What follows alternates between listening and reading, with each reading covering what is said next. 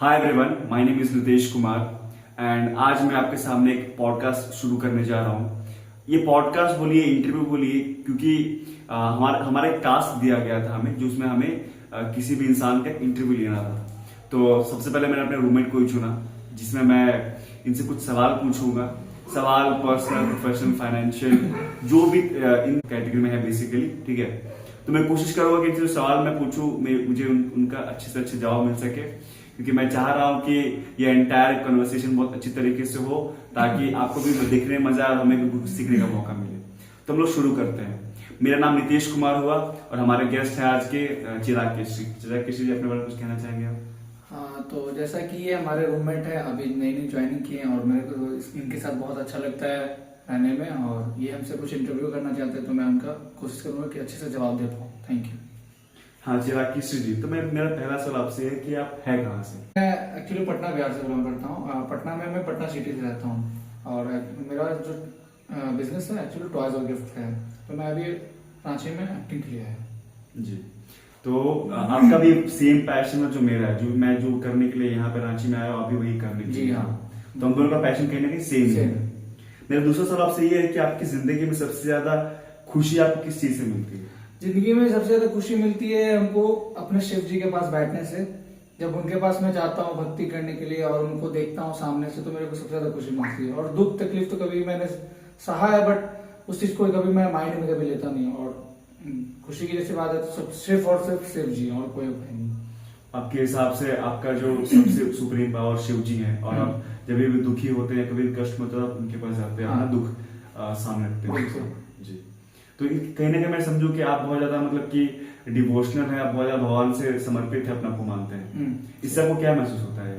मुझे ये महसूस होता है कि आज के टाइम पे जो यूथ है वो कहीं ना कहीं क्लब पब गलत संगत में जा रहे हैं। वो अगर वो थोड़ा सा साइड में रख के आप अगर भक्ति करने लगे, जो आपको तकलीफ दे रहा है, अगर आप उससे जूझ रहे हो, तो थोड़ा सा भक्ति करने लगे, तो मेरे अकॉर्डिंग विश्वास है कि भगवान में सब कुछ है, भगवान में वास है। तो आप उनसे प्रे कीजिए, डेली एक बार उठिए, नहाइए, फ्रेश होइए और मंदिर जाके एक लोटा जल चढ़ाइए। वो आपको बहुत सुकून देगा। एक दिन नहीं, 2 दिन नहीं, 3 दिन नहीं, लेकिन महीना दिन 2 महीने में आपको वो यहाँ फील आने लगेगा, जो मैंने बचपन से मैं कर रहा हूँ ये चीज।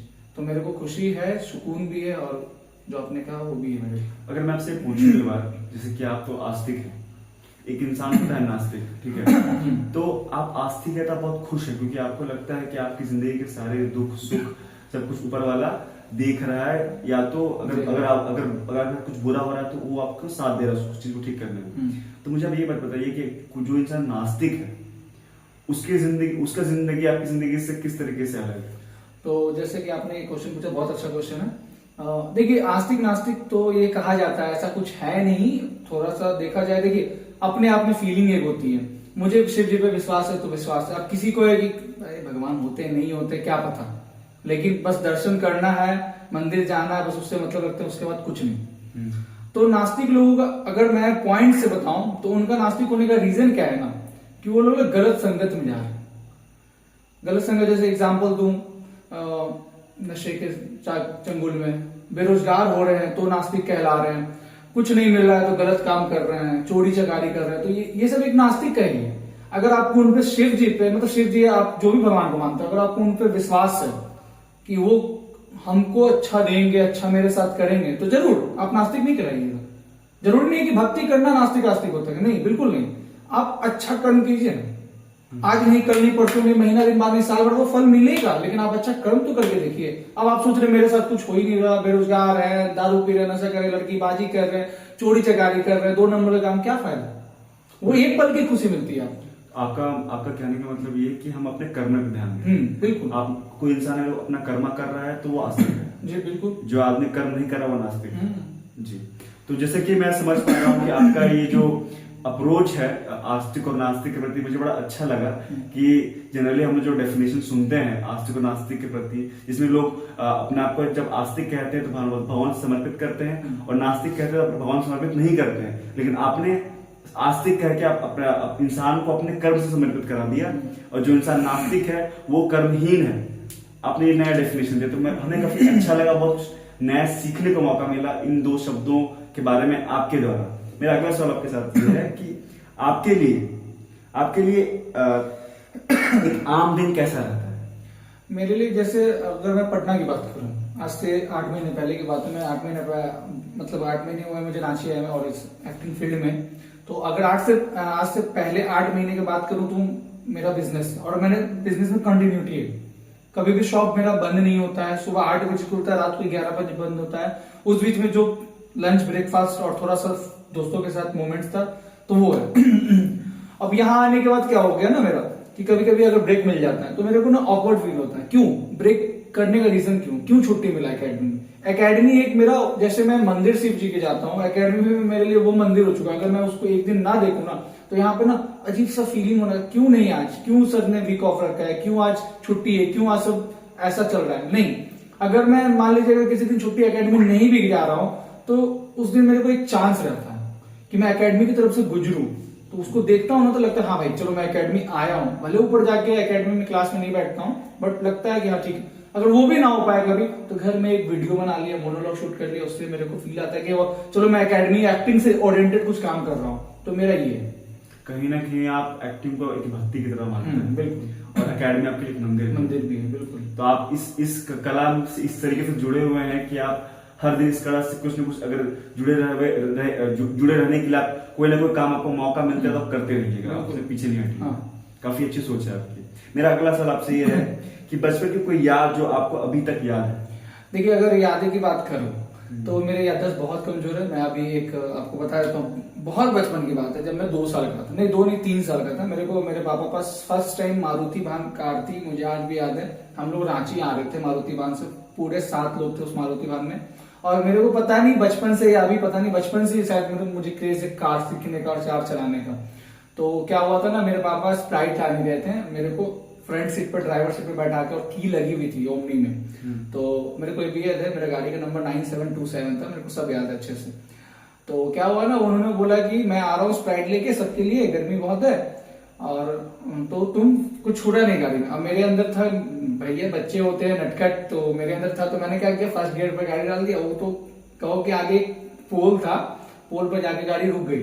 आगे में वो कहते हैं ना, गाड़ी के आगे वो जो स्टील का लगा हुआ रहता है, क्या बोलते हैं वो सपोर्टर, या फिर वो कह सकते हैं जो भी, तो वो लगी हुई थी। तो हम फुल फैमिली के साथ गाड़ी, मतलब क्लच पे मैंने मतलब वो कर दिया, तो गाड़ी हल्का सा झटका खा के आगे बढ़ गई। तुरंत मेरे पापा स्प्राइट का शीशी तोड़ दिए, मतलब वहीं पे छोड़ दिए।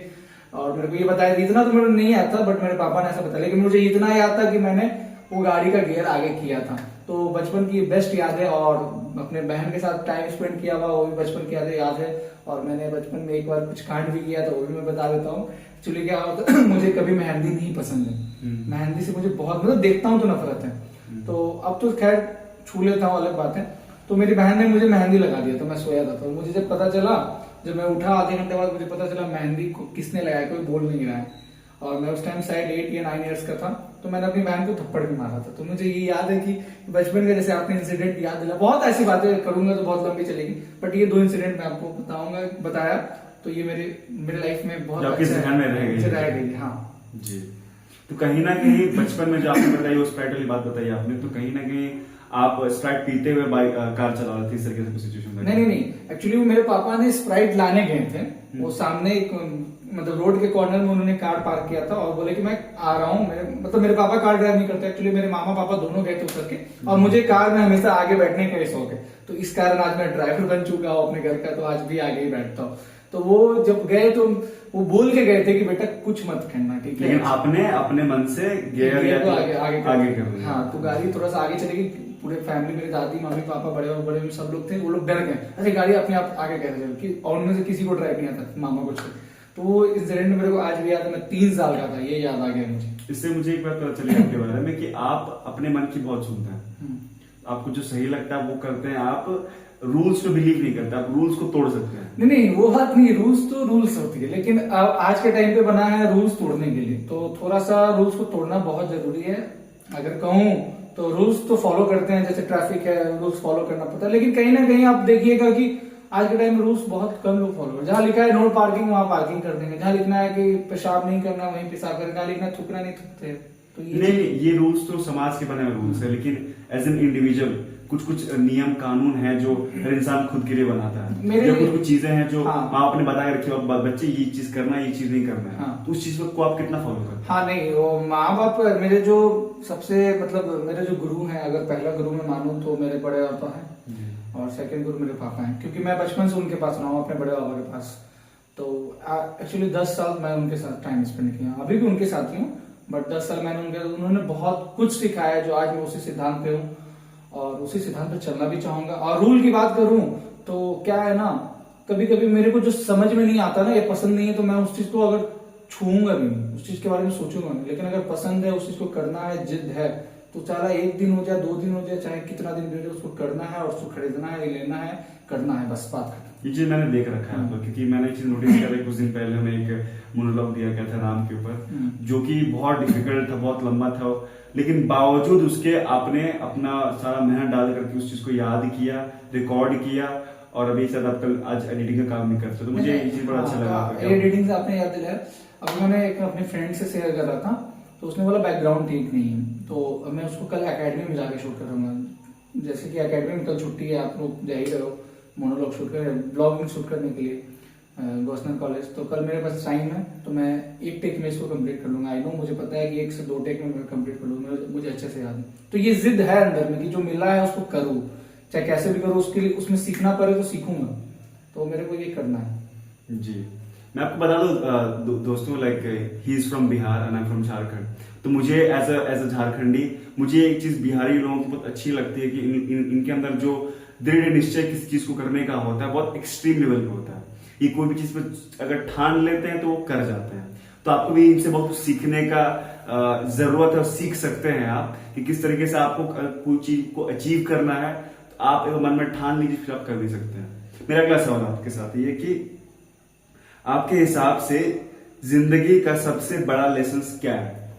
मेरे हिसाब से, in my point of view, जिंदगी का सबसे बड़ा लेसन है तो यही है कि किसी चीज को सीरियसली मत लो, काम को सीरियसली लो, किसी की बातों को सीरियसली मत लो, जो वो बात आपके लिए बेफजूल है उसको बिल्कुल मत सीरियस लो। दूसरा, आज के चक्कर में लोग लव अफेयर में पढ़ रहे हैं, मत पढ़ो, क्योंकि अभी जो हमारा एज है एक्चुअली 18 से 25 के एज में तो बिल्कुल नहीं। अगर पढ़ भी गए हो तो ज्यादा ट्रस्ट मत करो, क्योंकि ये बहुत खराब चीज है। क्योंकि अभी आपको ना, नहीं आजकल एक मैं बात बताने वाला हूँ, आपको बताता हूँ। मैंने सबको देखता हूँ कि लोग मतलब प्यार में पढ़ते हैं, ठीक है पढ़ो, कोई बात नहीं, प्यार गलत नहीं है, मैं भी मुझे भी प्यार हुआ, ऐसा बात नहीं। सपोर्ट भी करते, ठीक करो, इतना भी इन्वॉल्व नहीं हो जाओ ना, इतना भी कि तुमको एट द एंड ये ना लगने लगे कि तुम उस चीज से जूझने लग रहे हो, कट रहे हो, मतलब लाइफ को तुम काट रहे हो, वो नहीं होना चाहिए। लाइफ को जीना है तो उसके लिए ना तुमको हर चीज कुछ नया करना पड़ेगा खुद के लिए। जैसे तुम आप एग्जाम्पल तो पढ़ाई कर रहे हो, तो उस पढ़ाई में डेली करो ना। अब आज आप बुक्स पढ़े, कल बुक्स नहीं पढ़ रहे हो, फिर कल पढ़ रहे हो, फिर नहीं पढ़ रहे हो, गैप मत दो। एक रेगुलरिटी, हमारे एकेडमी में मैंने सुना रेगुलरिटी और कंटिन्यूटी, ये होना चाहिए हर चीज में। आप डेली कुछ नया सीखो ना, ठीक है पढ़ाई कर रहे हो, उससे हट के भी कुछ करो। ऐसा नहीं है कि आप इससे आप खुश रहोगे। और हम तो कहते हैं प्यार व्यार में नहीं पढ़ो, सबसे बेस्ट अगर पढ़ भी रहे हो तो भैया थोड़ा सा डिस्टेंस लगा के रखो, खुश रहोगे। अगर ज्यादा अटैचमेंट बहुत इंसान को तकलीफ देता है, या तो दोनों में से एक टूटते हैं, फिर कहीं ध्यान के नहीं रहते, कहीं के नहीं रहते हैं, एकदम खत्म हो जाते हैं। और मेरी लाइफ का अगर लेसन बताऊं, मैं सच बता रहा हूं, मैं कभी दुख तकलीफ को अपने आसपास भटकने तक नहीं देता हूं। अगर दुख तकलीफ आ रहा है, मैं इस रास्ते से भेज देता हूं, भाई तुम चले जाओ, नहीं आना है तुमको।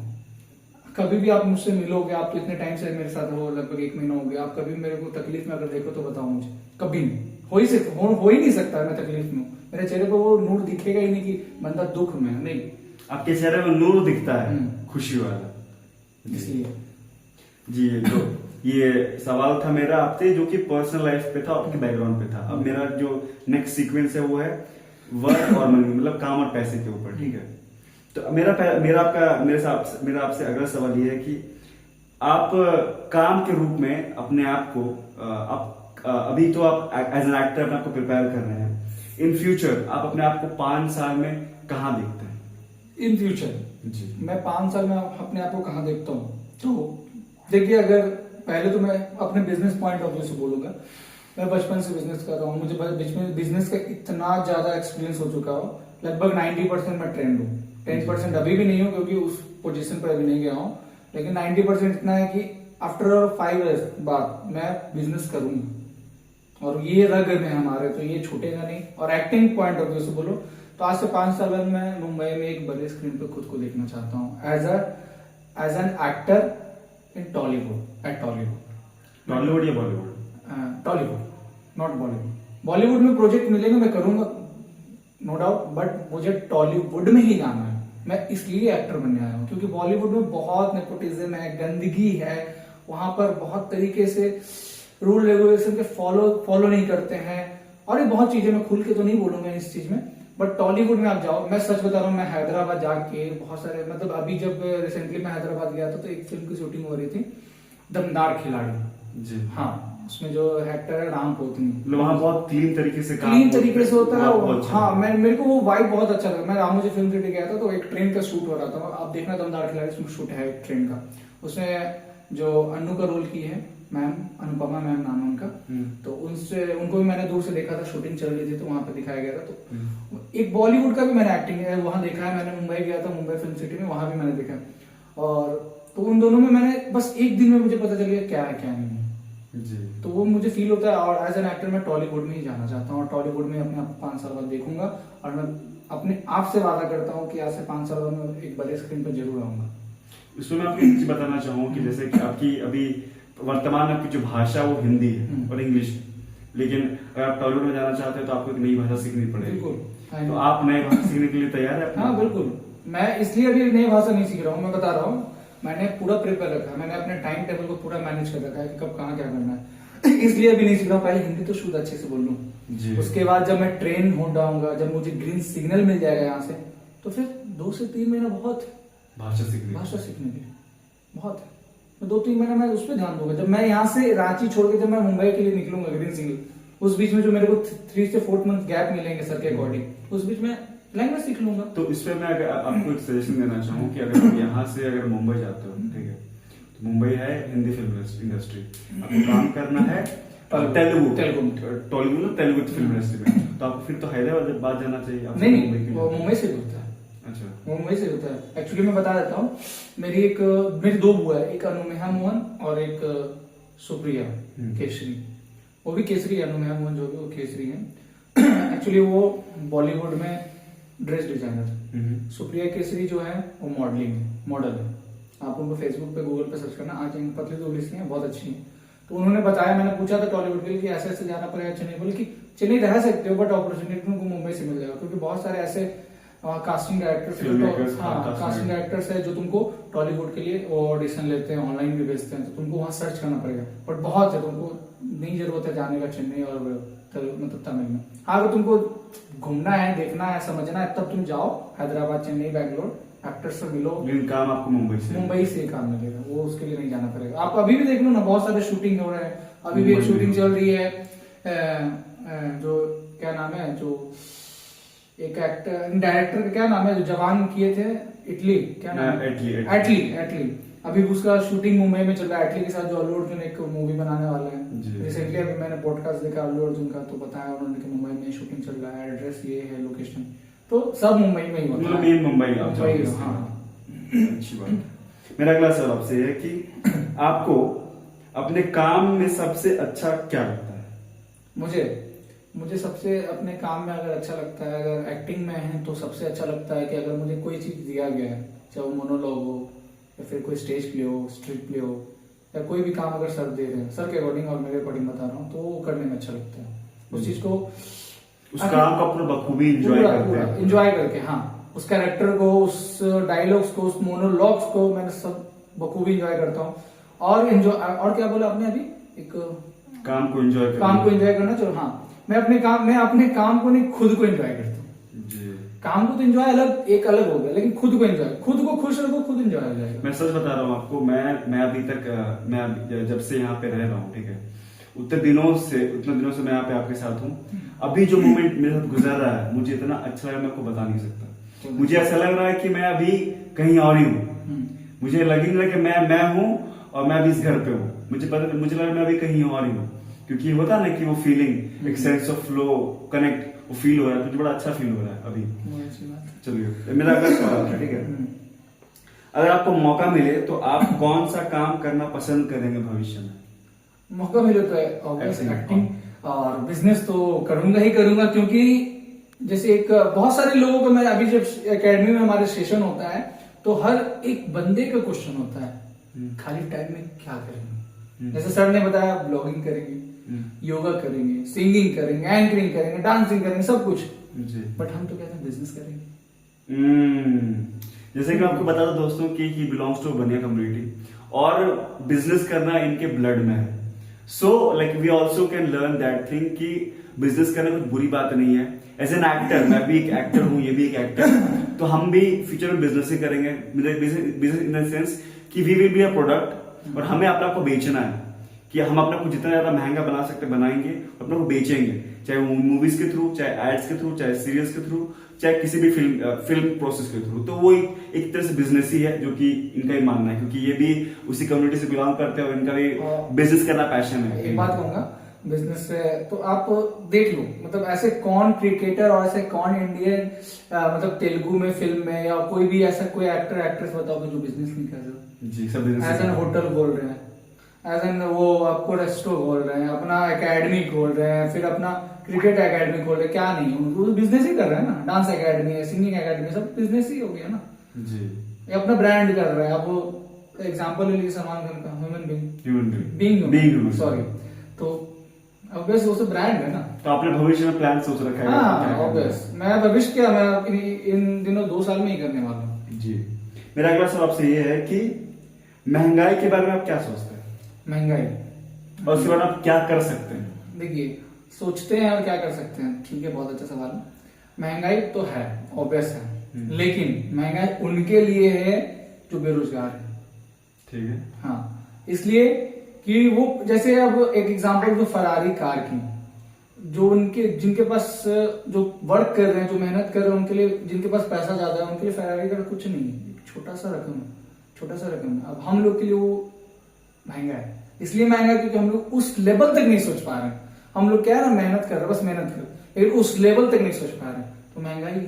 हाँ, एक तो चीज, कुछ चीजें हैं जो महंगाई अप्स एंड डाउन होती है। जैसे बरसात हुआ तो सब्जी महंगा हो गया, क्योंकि खेती बाड़ी होती नहीं, तो बस, तो मेरे लिए महंगाई वगैरह कुछ होता नहीं। अगर आप उस लायक हो तो आपके लिए 1.5 करोड़ की गाड़ी कुछ नहीं है। अगर आपके लिए 14 लाख की गाड़ी का आप अफोर्ड लायक है, तो वो 14 लाख की गाड़ी भी आप खरीदो तो वो भी आपके लिए महंगा नहीं।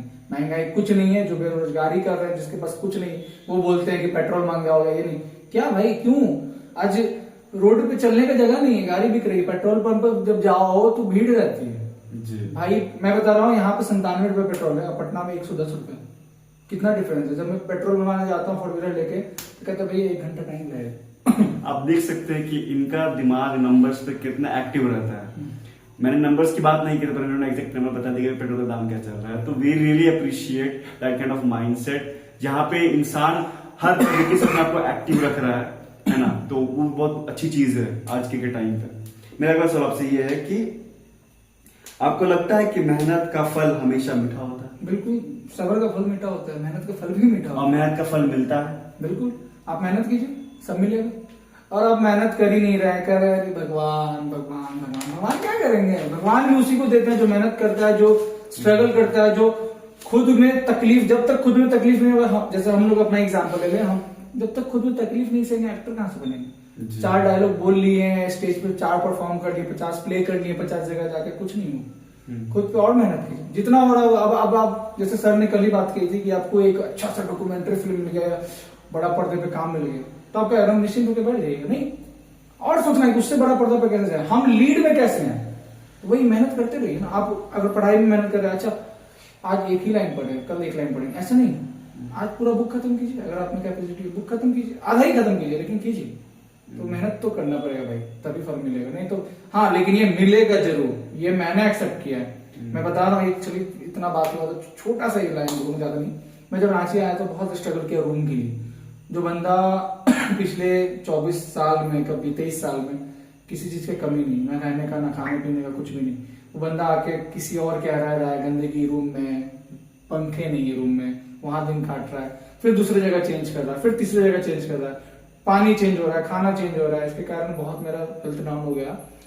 तो स्ट्रगल मैंने किया, तो आज मैं इस फ्लैट में हूँ जो मेरे को बेस्ट फ्लैट मिला, आज मेरे को खाना पीना अच्छा मिल रहा है, अच्छे दोस्त मिल गए आप जैसे अभिनव और आप, तो ये मेहनत का फल है, मैं मानता हूँ। जो हो रहा अच्छा हो रहा अच्छा होगा, मैं कर्मा का फल मानता हूं। कर्म का फल।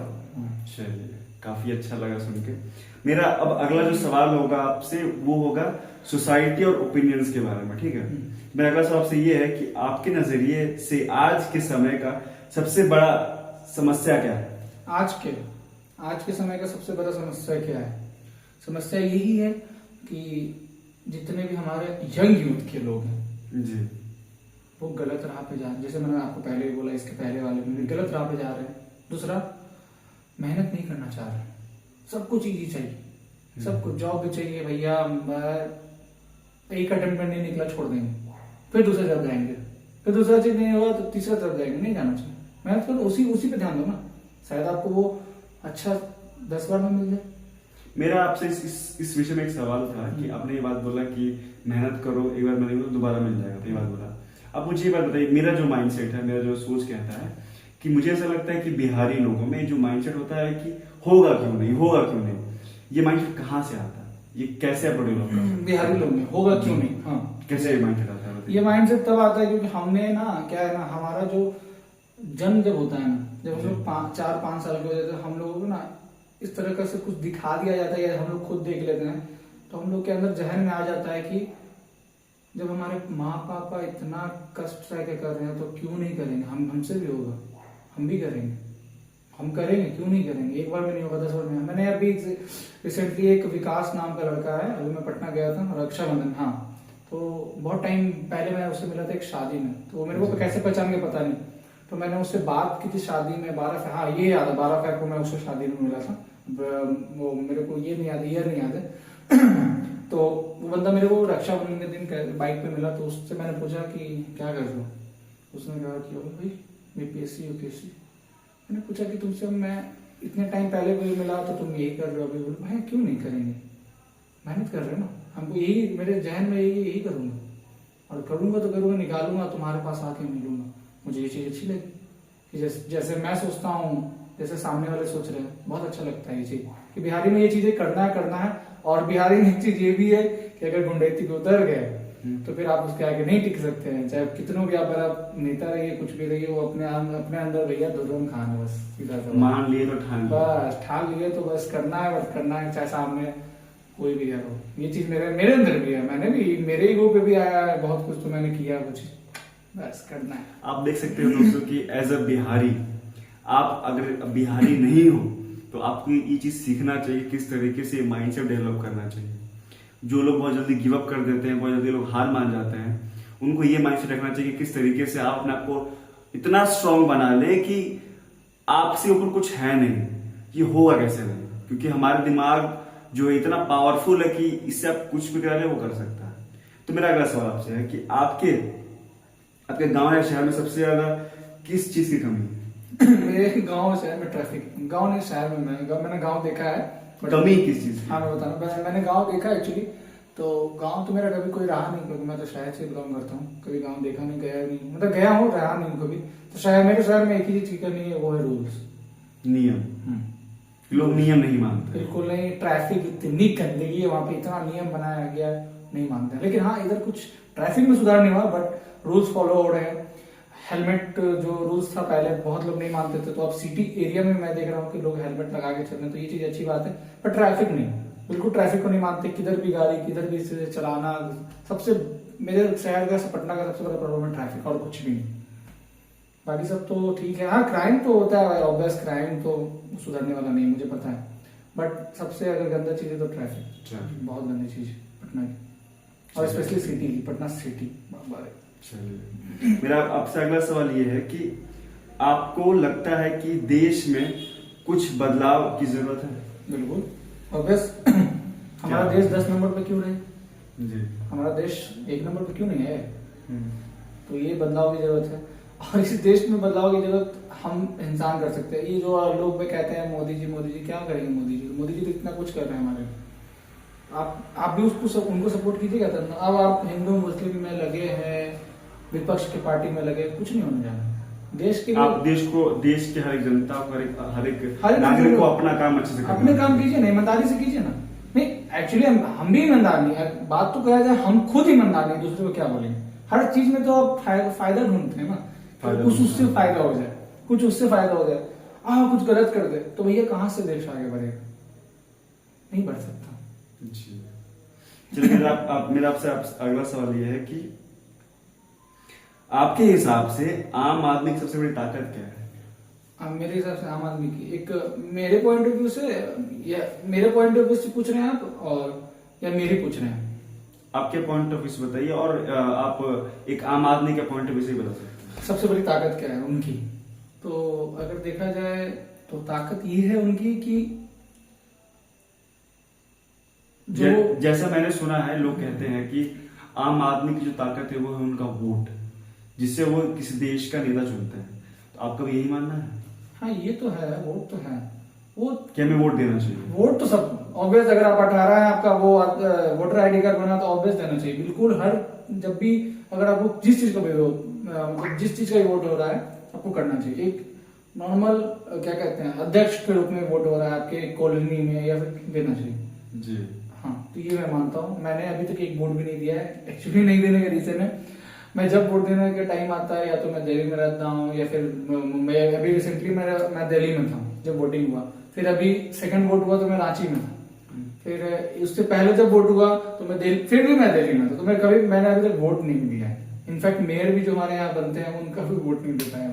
वोटर आईडी कार्ड पिछले 6-7 साल 8 साल से आपने वोट नहीं दिया है तो आपने कहीं ना कहीं गलती भी की है। बहुत आपने अपने देश का नेता चुनने का जो आपको मौका था वो आप गंवा चुके हैं। हाँ। तो आपके हिसाब से अगर मान लीजिए कोई किसी भी क्षेत्र में कोई भी नेता उतरता है, मान लीजिए ठीक है, अगर आपको लगता है कि वो नेता अगर सही नहीं है या फिर वो उस लायक नहीं है, तो आप उसको वोट देंगे इस एवज में कि वो आपके पार्टी से बिलोंग करता है या फिर उस पार्टी से बिलोंग करता है जिसको आप सपोर्ट करते हैं, या फिर वो आप वो बटन दबाएंगे जिसमें आपको कोई भी पार्टी का इसमें प्राथमिकता नहीं? मैं बिल्कुल वोट नहीं दूंगा वैसे नेता को, चाहे वो मेरी पार्टी से क्यों नहीं। मतलब कि आप उस टाइम पे अगर उस बटन को दबाएंगे जो किसी पार्टी का सपोर्ट नहीं करता? हाँ बिल्कुल। बहुत बढ़िया। मेरा आपसे अब अगला सवाल ये होगा होप्स और ड्रीम्स के ऊपर, ठीक है ना? तो जैसे कि हम जान चुके हैं आपका सपना कि आपको एक्टर बनना है, आपको बिजनेस करना है। तो और मेरा अगला सवाल आपसे ये है कि आपको सबसे ज्यादा गुरूर किस बात पर है? मेरे को सबसे ज्यादा गुरूर है कि मैं सोचता सही हूँ, आपकी थिंकिंग अच्छी है। मेरी थिंकिंग बहुत अच्छी है और मैं किसी चीज को ज्यादा माइंड नहीं करता। किसी ने कुछ बोला ठीक है, अगर वो मेरे अच्छे के लिए बोल रहा है तो उसे माइंड में रखूंगा, अगर मेरे बकवास चीज के लिए तो मैं उसे इधर से सुनूंगा इधर से निकालूंगा। मैं आप काफी पॉजिटिव माइंड से बिलोंग करते हैं कि जो चीज आपको अगर नेगेटिवली इफेक्ट करता है बिल्कुल उसको पहले एकदम स्किप करो उसको। अगर वो आपके ऊपर हावी हो गया, आपका 1-2 दिन नहीं, आपको वो एक दिन में जो 24 घंटा वो पूरा बर्बाद करके रख देगा। फिर अगले दिन आप पता नहीं अगले दिन भी आप ठीक होगे नहीं हो, नहीं बिल्कुल नहीं। व्यूअर्स आप देख सकते हैं कि किस तरीके से एक पॉजिटिव माइंड इंसान को डेवलप करना चाहिए। जो चीज आपको अच्छी लगे आप उसको इन्वाइव कर लीजिए, जो आपको बुरी लगे आप उसको सीधे स्केप कर सकते हैं। तो एक बहुत पॉजिटिव माइंडसेट है जो हमें इनसे सीखना चाहिए और अपने अंदर एक पॉजिटिविटी लानी चाहिए। मेरा अगला सवाल आपसे क्या है? तो मेरा अगला सवाल आपसे ये है कि अगर आपको एक इच्छा पूरी करनी रहे या इसकी इच्छा करने का पूरा करने का मौका मिले तो वो कौन सी इच्छा हो गया? एक इच्छा जी। एक इच्छा पूरी करने का मौका मिले तो मैं सबसे पहले अपने दोनों मम्मी पापा यानी मेरे मम्मी पापा और बड़े पापा मम्मी के साथ एक अच्छी सी ट्रिप करना चाहता हूँ। जो वो ट्रिप का मतलब ये नहीं है दोस्तों वाली ट्रिप नहीं, एक अच्छे से भक्ति वाला ट्रिप जिसमें पूरा भक्ति ही भक्ति हो, सुबह से शाम रात, और लास्ट एक अच्छी सी एक कार पे लॉन्ग ड्राइव हो। बस ये मेरा ड्रीम है और मैंने किया है ऑब्वियस, मैंने किया है ये। सुबह मैं मंदिर निकला था 5 बजे, शासाराम गया था, अभी रिसेंट का ही बात है। फिर शाम होते थे फिर एक मंदिर, फिर रात होते होते फिर मंदिर। रात में मैंने 11 बजे डिनर किया सबके साथ। उस टाइम बहुत लोग थे बट मैं यही 4 के साथ करना चाहता हूँ, इनफैक्ट अपने भाई बहन के साथ भी। ये 4 मेरे लिए इम्पोर्टेंट है। आपकी बात को सुन के लगता है कि आप काफी अध्यात्म से जुड़े हुए इंसान हैं। तो काफी जान के अच्छा लगा कि अध्यात्म से जुड़े हुए इंसान काफी पॉजिटिव हो सकते हैं। दोस्तों आप देख रहे हैं कि ये इंसान अध्यात्म से जुड़े हुए हैं, काफी पॉजिटिव है। तो सीखने के लिए आपके पास बहुत कुछ है इस इंसान से, आप बहुत कुछ सीख सकते हैं इनसे। मेरा आपसे अगला सवाल, अगर आप अपने बचपन के लिए क्या चाहते हैं? क्या मतलब? आप अपने बच्चों के लिए, इन फ्यूचर आपके कोई बच्चे होंगे तो आप उनके लिए क्या चाहते हैं? देखिए अगर बच्चों की बात करें तो मुझे तो फर्स्ट चाइल्ड बेटी ही चाहिए। बेटी। बहुत इसके पीछे कारण? इसके पीछे कारण है क्योंकि मेरी जो भांजी है, मेरी जब फर्स्ट भांजी आई थी मतलब मेरे लाइफ में, तो मेरे साथ बहुत कुछ पॉजिटिव और अच्छा हुआ था जी। और आज वो हमको इतना मानती है कि मतलब मैं बता नहीं सकता, तो इसलिए मेरे को बेटी चाहिए। क्योंकि ठीक है आज के डेट में हम लोग कुछ कमेंट्स वगैरह करते गलत बात है नहीं करना चाहिए। खुद की बेटियों पे होता है तो दिखता है, वो पता है मुझे, मैं करता भी नहीं हूँ। और बेटी इसलिए चाहिए क्योंकि जो बाप का प्यार होता है ना, बेटे करते हैं ऐसा बात नहीं है, ऑब्वियस मैं भी बेटा हूँ किन्हीं का, मैं भी बहुत प्यार, लेकिन बेटी का जो प्यार होता है ना वो अलग लेवल का होता है। जब वो छोड़ के जाती है तो फील आता है यार, मैंने फील किया है मेरी बहन को, जिगर का एक टुकड़ा निकल के चला कहीं जा रहा है, तो बेटी चाहिए ऑब्वियस, मुझे बेटी चाहिए। मैं उसके लिए पूरा कुछ एक बात करूंगा, मेरा एक सपना है कि मेरी एक बेटी हो, मेरी वाइफ हो और हम बस 3 हो। कभी एक्स्ट्रा मैंने सोचा नहीं कि एक्स्ट्रा भी कोई बेबी का, मैंने हमेशा सोचा ये कि एक बेटी हो, मैं वाइफ, और बस हमारा एक फ्रेंडशिप पे हम लोग बैठ घूमे बाइक पे, मतलब सॉरी कार पे, और उसे जो चाहिए वो मॉल में गया खड़ा होकर कर देना, मुझे ये चाहिए, मैं उसके हाथ में जितना ना आ पाए मैं वो दे पाऊँ उसे, अपनी खुशियाँ दे पाऊँ, तो ये मेरा ड्रीम है बहुत अच्छा, और ये होगा ऑब्वियस, मुझे पता है कि मेरे पास है इतना कि मैं कर सकता हूँ और करूँगा, लेकिन अभी टाइम है शादी में भाई, शादी में बहुत टाइम। आप देख सकते हो दोस्तों कि अभी के टाइम पे लोग बोलते हैं कि लाइक हमें बेटी नहीं चाहिए, वी वांट मेल चाइल्ड, लेकिन अभी भी कहीं ना कहीं बहुत सारे लोगों की सोच है यहाँ पे बेटी ही अपने किसी परिवार को आगे बढ़ा सकती है, और एक जो खुशी एक बेटी देती है वो शायद से बेटा ना दे सके, क्योंकि एक अपनापन जुड़ाव जो होता है ना कि कुछ बहुत सारे लोगों में यार होना भी चाहिए। बहुत लोगों का सोच होता है कि बेटी रहेगी तो फिर वो क्या ही कर सकती है, लेकिन देखिए सोच यहाँ पे इन लोगों की ऐसे भी है कि जहाँ पे लोग बेटी चाहते हैं, तो ऐसा भी नहीं है कि लोग सिर्फ लड़के की चाहत रखते हैं, लोग बेटी भी चाह रहे हैं, लोग बेटी को पढ़ाना चाह रहे हैं, बेटी को आगे बढ़ाना चाह रहे हैं। बेटी से जो प्यार मिलता है ना दोस्तों, वो सबसे ऊपर होता है।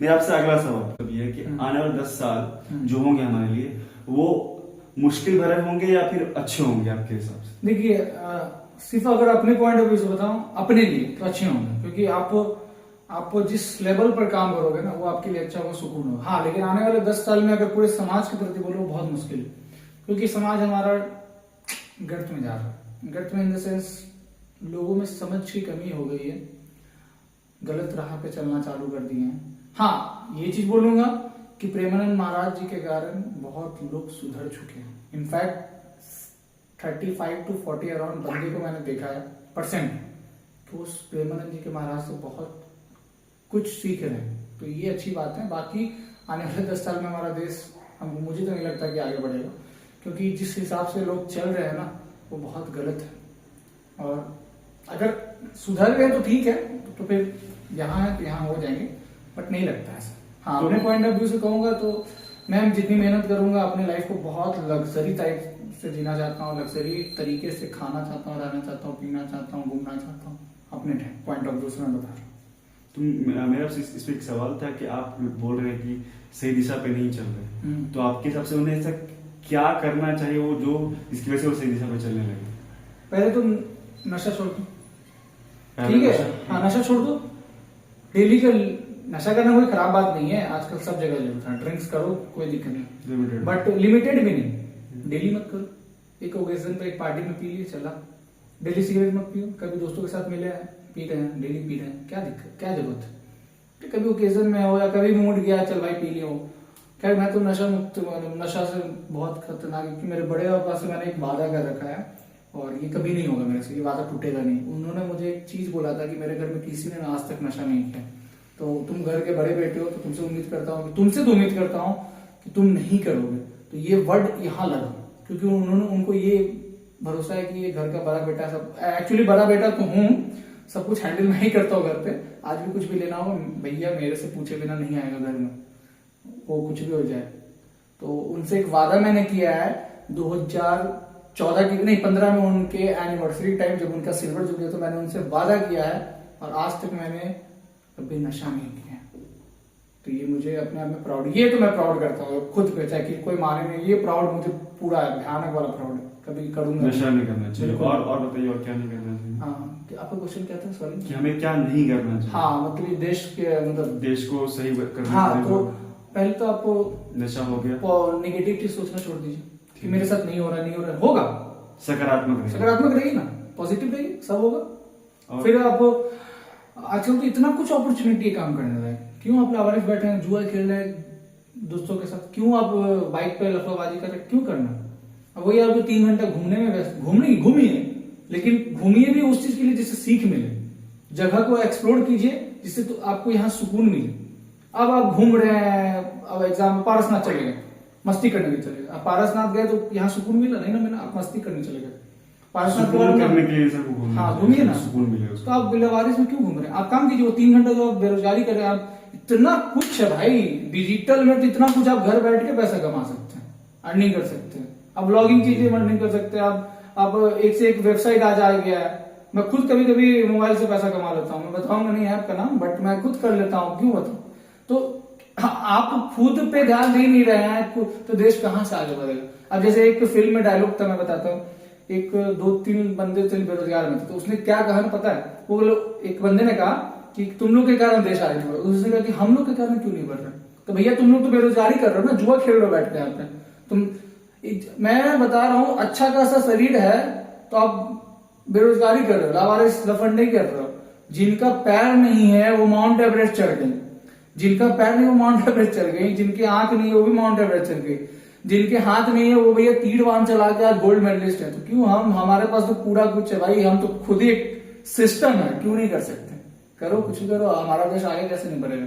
खुद में पोटेंशियल तो लाओ, मेंटली तो तुम प्रिपेयर हो जाओ, सब होगा। काफी उम्दा।